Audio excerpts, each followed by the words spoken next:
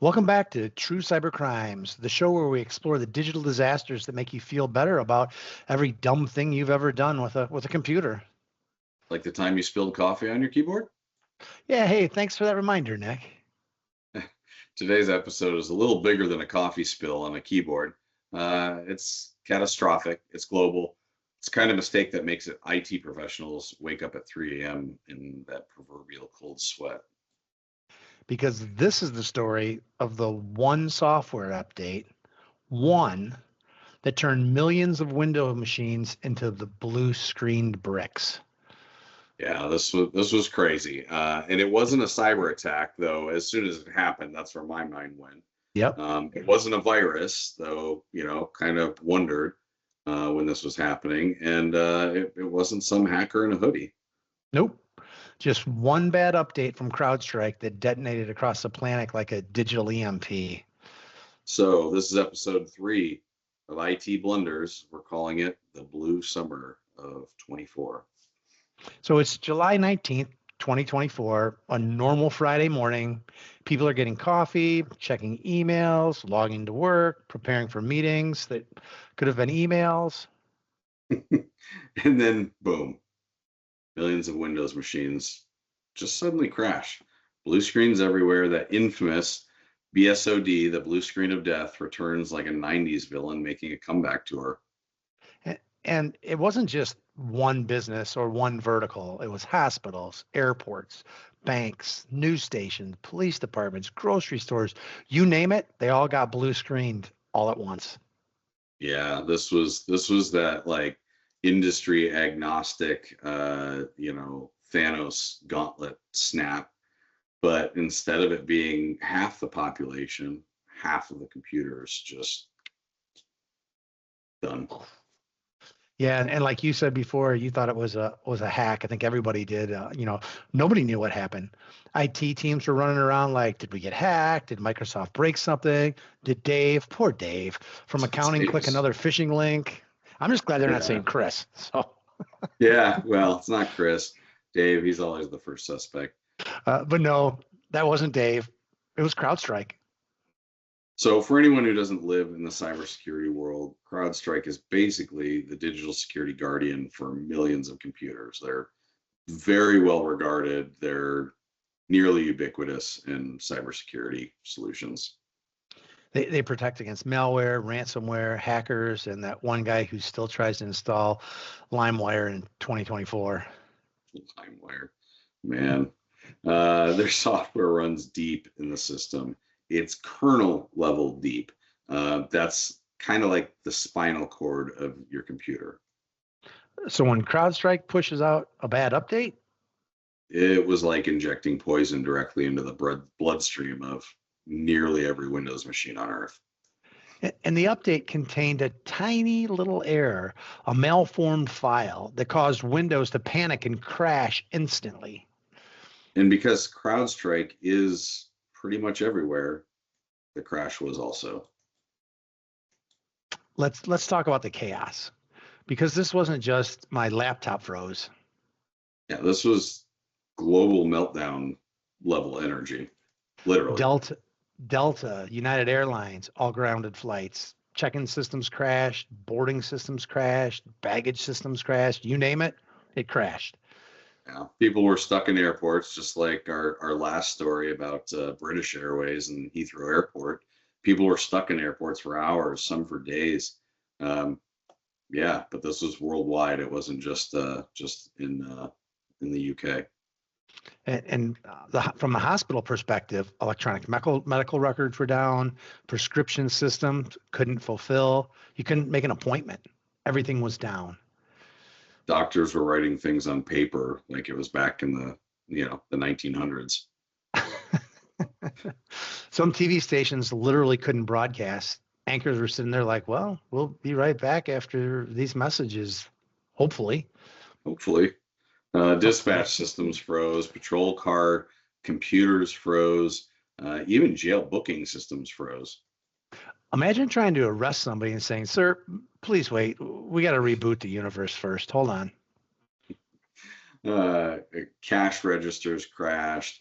self-checkout died, inventory systems were completely offline. People were abandoning carts in the parking lot. They couldn't check out, so they didn't want to hang around. Yeah. So let's talk about some of the side stories because, the internet delivers. Yeah. So a hotel in Chicago had a line of 200 people waiting to check in because their system crashed. The staff had to handwrite room assignments.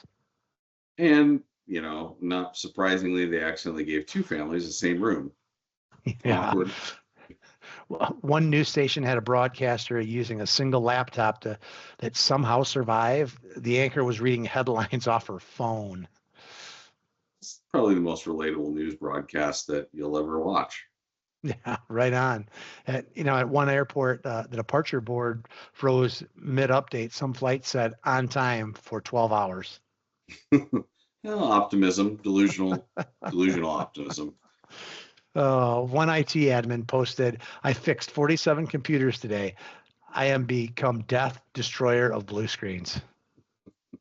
Yeah, give that man a raise and at least a nap or two. Yeah. So what actually happened?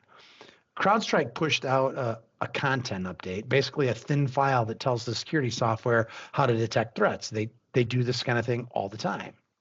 Yeah, but the file had a flaw. There was some malformed code, just a single line in this update.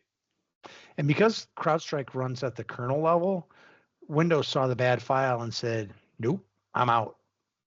Yeah, and I think just an important note about this. Um, Oftentimes we get that little pop-up on our screen that says you have software update. You need to install it. This was not that. At the kernel level, this code was taking down updates like this daily, sometimes hourly, as new definitions for cybersecurity uh, um, um, uh, what am I trying to think of? As the libraries are updated with new threats, right? Yeah. As new vectors of attack are identified, these files are constantly being updated, unbeknownst to the user. So this wasn't something that anybody like clicked. Yep, I'm ready for the update. And because it runs at the kernel level, Windows saw that bad file and just said, "Nope, I'm out." Yeah, and it was a blue screen loop, just it's like banging your head against the wall forever. It just kept going and going and going. Yeah. So here's the fun part: you couldn't fix it remotely. Because the machines, they wouldn't boot. So IT teams had to physically touch every single affected computer. It really was like being back in the 1900s. Just like in the 1900s, just when they had computers, just like that guy who rebooted 47 himself, Yeah. millions of them had to be rebooted, physically touched. Yeah. They had to boot into safe mode, delete that bad file, and then restart. It was like a global scavenger hunt, except the prize was your computer works again. That doesn't sound like much of a surprise or much of a prize. Yeah. CrowdStrike's dropped. CrowdStrike's stock dropped billions in value. Airlines lost millions. Businesses lost millions. Governments lost millions. And the memes, oh, the memes were glorious. I love a glorious meme. My favorite was the one that said CrowdStrike protecting you from hackers. Also, CrowdStrike accidentally doing the hacker's job for them. At least they didn't try to extort money. Or the one that said Windows update, I can break your computer. CrowdStrike, hold my beer. The the issue wasn't the bad update. Mistakes happen. The real issue was the lack of a testing. Yeah. Hey, I think I talked about this in our last episode. You You have a did. plan. You need to test the plan, right? Yeah. CrowdStrike pushed the update globally without catching the flaw. There was no staggered rollout. There was no canary testing. No, maybe we should try this one machine before we deploy it on the entire planet. It was the digital equivalent of microwaving a burrito without checking if the middle is frozen. I hate biting into one. Um, so what do we learn from this? Number one, never push global updates without testing. It's kind of like don't push, your trading software out to Wall Street right before the bell goes off Right for the day. before it opens. Yeah. Uh, yeah, especially if your software in this case runs at the kernel level. Uh, so number two, have a rollback plan. If you break the world, you should be able to unbreak it quickly. Ideally, yeah. Number three, redundancy matters. We've heard this one before as well. If one update can take down your entire system, you don't have a system. You've got a Jenga tower. Yeah. And number four, make sure your IT people are paid well because they spent the entire weekend fixing computers like digital firefighters. These people are heroes for doing that. Yeah, sing that one loud. IT people are overworked and well, some are paid well, probably not as well as they should be for the stuff that they're going And I through. would argue they're underappreciated because you don't realize what they're doing in the background when something like this happens, unless you've been a part of it before. So, Yeah. so that's it for episode 3 of IT Blunders, the blue summer of 24. Next week, well, maybe we'll be diving into the Samsung secret sauce leak, or maybe we won't. It was the day employees accidentally fed the company's confidential code into ChatGPT. Well, thanks for listening to True Cyber Crimes, and remember, If you see a global update, maybe wait a few hours before installing it and see what the rest of the clowns on the planet have happen. yeah, and hopefully you get a chance to decide to install it or not, or weeks and wait some days or weeks or forever. All right, Nick. Hey, thanks. We'll talk to you next week. Thanks, Chris. Adios.